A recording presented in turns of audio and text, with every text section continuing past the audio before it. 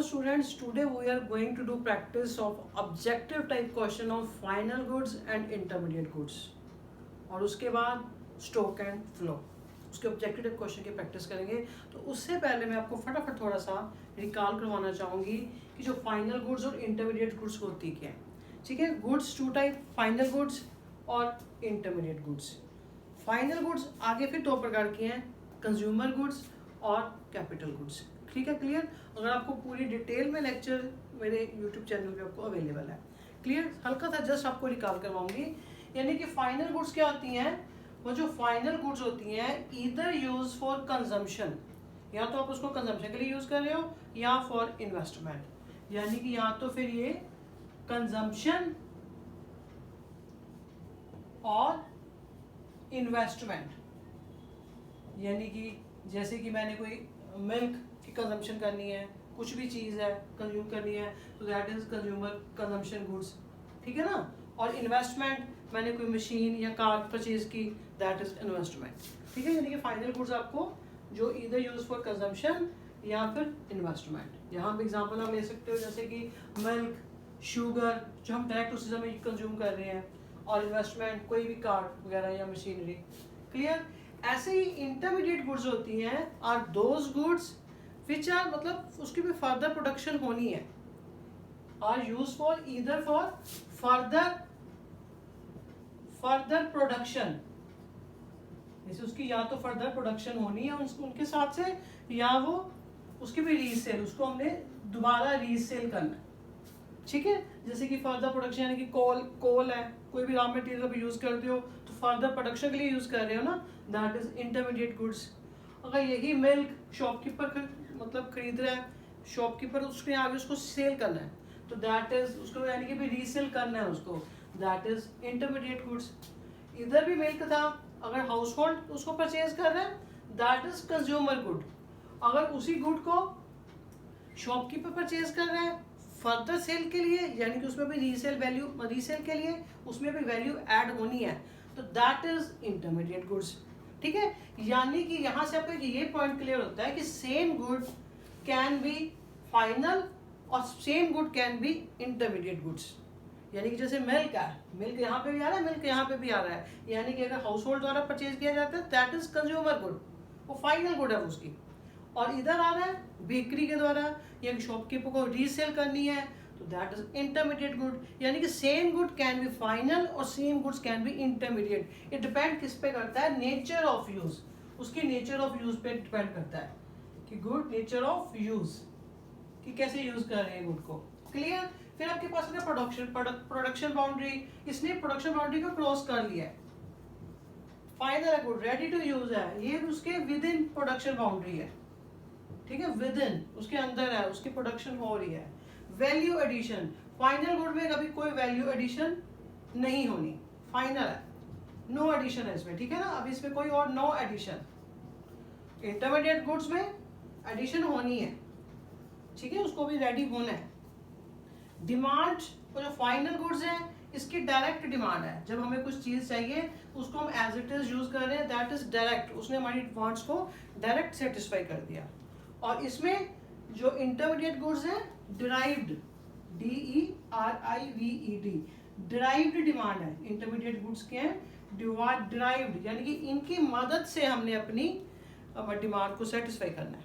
ठीक है ना, यानी कि मान लो मेरा कोई मतलब बिस्किट से कुछ भी स्वीट्स बनानी है, शॉपकीपर ने जैसे स्वीट्स बनानी है, तो उसको फिर जैसे चीनी, मिल्क, ठीक है ना, मतलब उसमें उसकी मदद से ही उसने अपनी मतलब डिमांड में डायरेक्ट उसकी गुड को पूरा मतलब बनाना है। ठीक है, यानी कि इंटरमीडिएट गुड्स होती है डिराइव्ड डिमांड, यानी कि इनकी मदद से ही हम अपनी फाइनल गुड की प्रोडक्शन कर सकते हैं। और फिर आता है नेचर।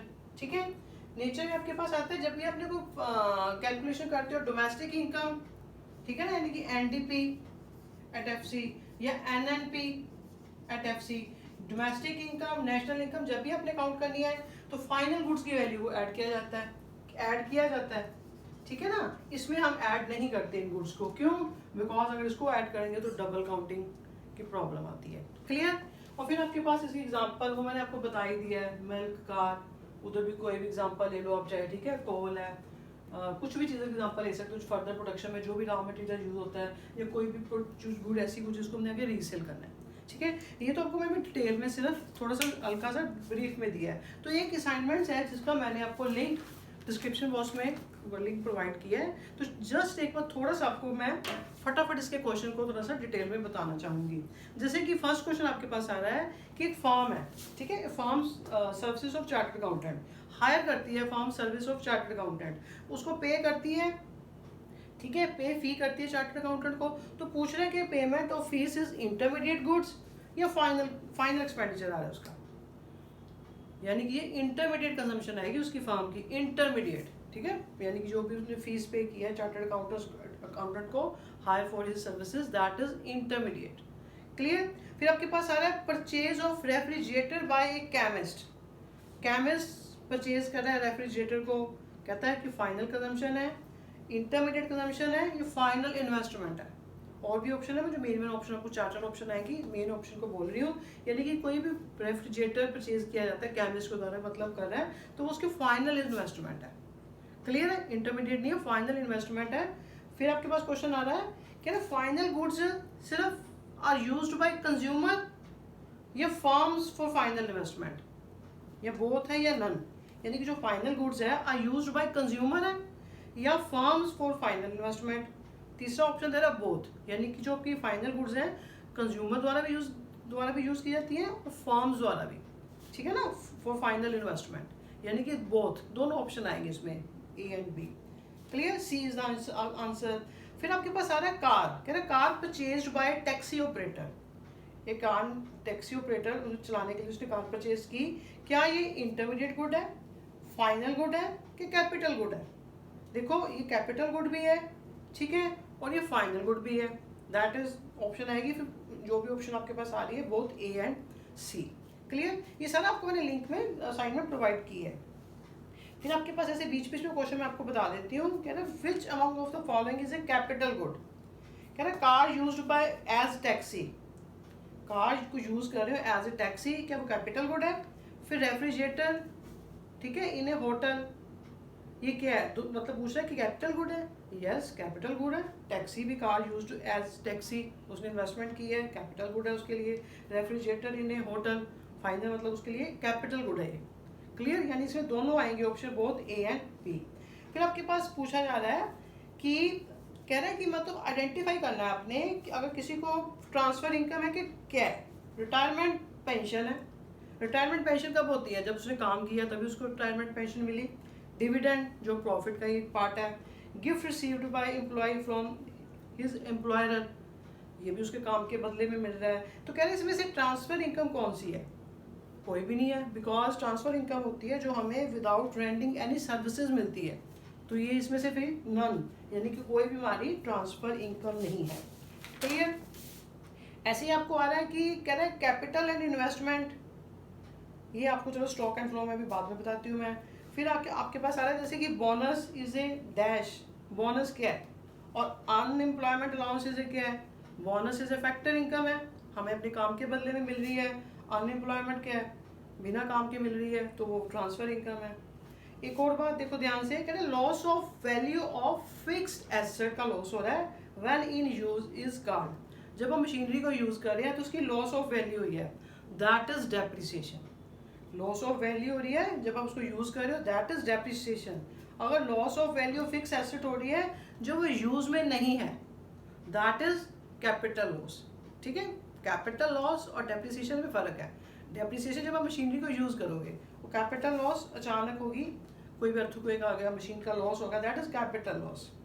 क्लियर, ऐसे ही आपके पास भी क्वेश्चन आ रहे हैं, the concept of domestic territory is used, domestic territory किस चीज़ के एस्टिमेट के लिए यूज़ किया था, डोमेस्टिक इनकम के लिए, डोमेस्टिक प्रोडक्शन के लिए। ठीक है, final goods refers to those goods which are used either for dash और for dash, either for consumption और ईदर फॉर प्रोडक्शन, इन्वेस्टमेंट मतलब। ठीक है, ऐसे ही आपके ये क्वेश्चन है, ऐसे कह रहे हैं कि वही हाउ इज डेप्रिसिएशन कैलकुलेट, आपने डेप्रिसिएशन को कैसे कैलकुलेट करना है। Depreciation is equal to cost of assets, cost of asset divided by life span, उसका मतलब ईयर में कितना टाइम पीरियड, लाइफ स्पैन कितना है। क्लियर, फिर आपके पास ऐसे इंपॉर्टेंट क्वेश्चन है, ग्रॉस इन्वेस्टमेंट में इम्प्लाई जीरो नेट इन्वेस्टमेंट, कि जो ग्रॉस इन्वेस्टमेंट होती है तो कह रहे क्या इक्वल होती है नेट इन्वेस्टमेंट में, होती है जब आपके पास डेप्रिसिएशन जीरो आएगी, ठीक है ना। होता क्या है, ग्रॉस में से माइनस डेप्रिसिएशन, है ना, तो आप नेट पे चले गए, ठीक है ना। तो अगर जीरो होगी डेप्रिसिएशन तो दैट इज इक्वल है फिर ग्रॉस और नेट इन्वेस्टमेंट, क्लियर। फिर आपके पास क्वेश्चन आ रहा है market price is always greater than factor price, कह रहा है कि market price is always greater than factor price, मतलब नहीं, ग्रेटर नहीं होता, इक्वल भी हो सकता है, कम भी हो सकता है, बिकॉज अगर नीट नेगेटिव है, ठीक है ना। यानी कि पूछा गया कि ग्रॉस इन्वेस्टमेंट में मतलब जो है sorry market price is always greater than factor price, कह रहा है मार्केट प्राइस हमेशा बड़ा ही होता है, ट्रू फॉल्स पूछा गया, यानी कि फॉल्स है, ये जीरो भी हो सकता है, कम भी हो सकता है। कम कब होगा, जब आपके पास नेट की वैल्यू नेगेटिव में आ रही है, क्लियर। ऐसे ही आपके पास real flow refers to the flow of factor services, real flow क्या था, flow of factor services from household to firms है। ऐसे ही रियल फ्लो का अदर नेम क्या है, फिजिकल फ्लो, फिजिकल फ्लो का अदर नेम क्या था, नॉमिनल फ्लो, ठीक है। और भी क्वेश्चन जैसे कि all producer goods are capital goods है, ट्रू फॉल्स बताइए कि जितने भी प्रोड्यूसर गुड्स हैं कैपिटल गुड्स हैं, ये फॉल्स है। क्यों फॉल्स है, क्योंकि जो प्रोड्यूसर सिर्फ कैपिटल गुड्स को यूज़ नहीं करते, नॉन मतलब ये सिंगल यूज़ प्रोड्यूसर गुड्स भी होती है, रॉ मटेरियल उसको भी तो यूज़ करते हैं ना, यानी कि ये सारे आपके पास क्लियर है। ऐसे आपके पास असाइनमेंट आपको लिंक में प्रोवाइड कर दी गई है।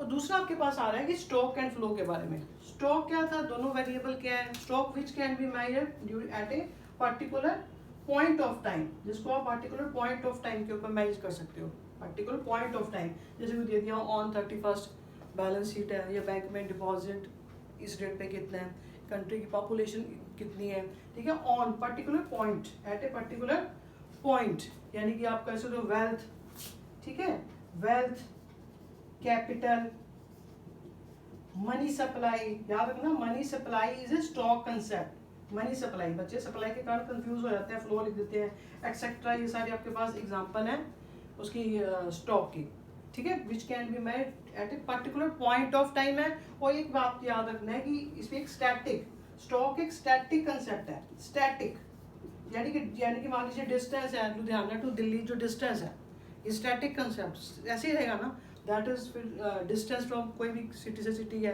That is a stock concept. अगर पूछा जाए speed of a car, that is a flow, dynamic concept आ गया उसमें, ठीक है।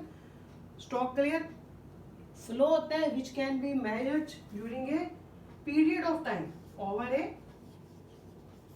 पीरियड ऑफ टाइम, यानी कि वो time period 1 day, 1 week, 1 month, 1 year भी हो सकता है, ठीक है। यानी कि आप saving, income, losses, investment, production, ये सारे आपके पास एग्जांपल आ रहे हैं फ्लो के, ठीक है, जिसको आप per day, per year, per month major कर सकते हो, ठीक है, over a period of time. यानी कि इसकी सारी आपको ये असाइनमेंट्स हैं जिसके आपके ऊपर ही आपको final goods and intermediate goods के ऊपर और स्टॉक एंड फ्लो, ठीक है। आप इसकी प्रैक्टिस करना and wait for next lecture.